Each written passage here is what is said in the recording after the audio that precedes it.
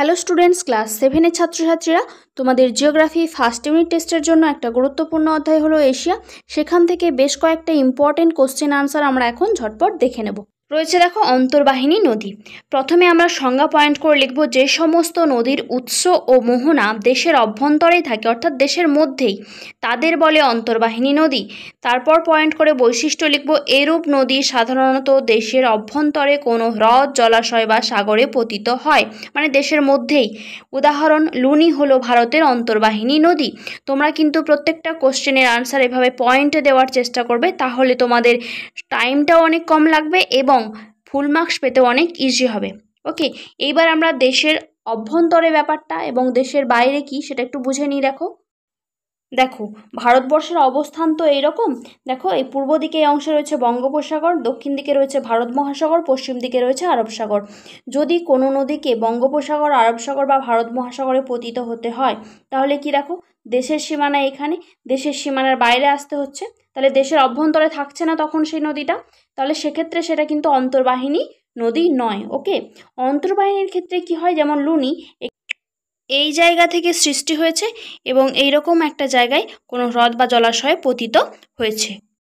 অর্থাৎ কি দেখলাম, এই অন্তর্বাহিনী নদীটি দেশের সীমানাকে অতিক্রম করেনি, দেশের অভ্যন্তরেই রয়েছে, তাই তো এই ক্ষেত্রেই আমরা একে অন্তর্বাহিনী নদী বলি। দেখো এরপর নেক্সট কোশ্চেন, নিত্যবাহ নদী। সংজ্ঞা কি বলবো, যে সমস্ত নদীতে সারা বছর জলপ্রবাহ থাকে তাদের বলে নিত্যবাহ নদী। বৈশিষ্ট্য কি বলছি, এরূপ নদীগুলো সাধারণত বরফ গলা জলে পুষ্ট হয়। আর একটা বৈশিষ্ট্য বলা আছে, মানচিত্রে এই নদীগুলিকে নীল রঙের দেখানো হয়। উদাহরণ, ভারতের গঙ্গা। ওকে, তারপর চলে আসবো আমরা অনিত্যবাহ নদী। ঠিক এর অপোজিটটা দেখো, সংজ্ঞাতে কি বলা হয়েছে, যে সমস্ত নদীতে সারা বছর জলপ্রবাহ থাকে না, বছরের বিশেষ সময়ে জলে পুষ্ট থাকে, তাদের বলা হয় অনিত্যবাহ নদী। ওকে, দেখো বছরের বিশেষ সময় বলতে সাধারণত বর্ষাকালে, সেটাই বৈশিষ্ট্যে বলা আছে। দেখো, এরূপ নদী সাধারণত বৃষ্টির জলে পুষ্ট হয়, তাই বর্ষাকালে জলপ্রবাহ লক্ষ্য করা যায়। আর একটা কি বলা ছিল, আগেরটাতে বলা ছিল মানচিত্রে এই নদীগুলিকে নীল রঙে দেখানো হয় নিত্যবাহকে, আর অনিত্যবাহ নদীকে মানচিত্রে কালো রঙে দেখানো হয়। ওকে, উদাহরণ দিয়ে দেবো ভারতের অজয় নদী।